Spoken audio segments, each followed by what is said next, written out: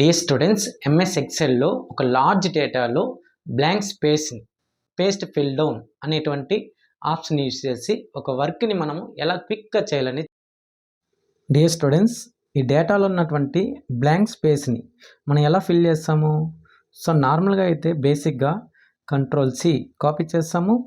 So Ctrl+V paste చేస్తాం. ఇలా Ctrl+C copy చేస్తాము, Ctrl+V పేస్ట్ చేస్తాం. సో కాబట్టి ఇక్కడ తక్కువ మంది 15 మెంబర్స్ స్టూడెంట్స్ ఉన్నారు కాబట్టి ఈజీగా మనం ఇలా కాపీ పేస్ట్ అని చేయొచ్చు. సో అదే మనకి ఇచ్చినటువంటి డేటాలో ఒక 1000 మెంబర్స్ స్టూడెంట్స్ కానీ ఉన్నారనుకోండి, లేదా 2000 మెంబర్స్ స్టూడెంట్స్ కానీ ఉన్నారనుకోండి, ఇలా మనం బేసిక్గా చేయాలంటే మనకు టైం అనేది ఎక్కువ కన్సప్షన్ అవుతుంది. సో అలాంటి సందర్భంలో మనం ఏం చేయాలంటే, సో ఎక్సెల్లో కొన్ని ట్రిక్స్ అనేది యూజ్ చేయాల్సి ఉంటుంది. 3 ట్రిక్స్ యూజ్ చేసి మనము ఉన్నటువంటి డేటాని ఈజీగా మనము త్వరగా క్విక్గా మనము చేయొచ్చు.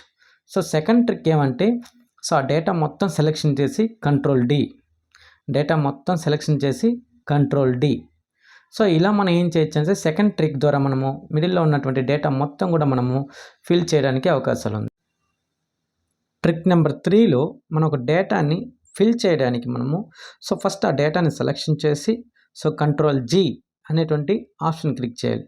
సో స్పెషల్ అనేటువంటి ఆప్షన్కి వెళ్ళి సో బ్లాంక్ అనేటువంటి ఆప్షన్ సెలెక్షన్ చేసి ఓకే ఇవ్వాలి.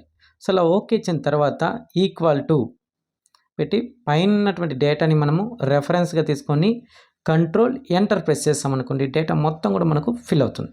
Thank you.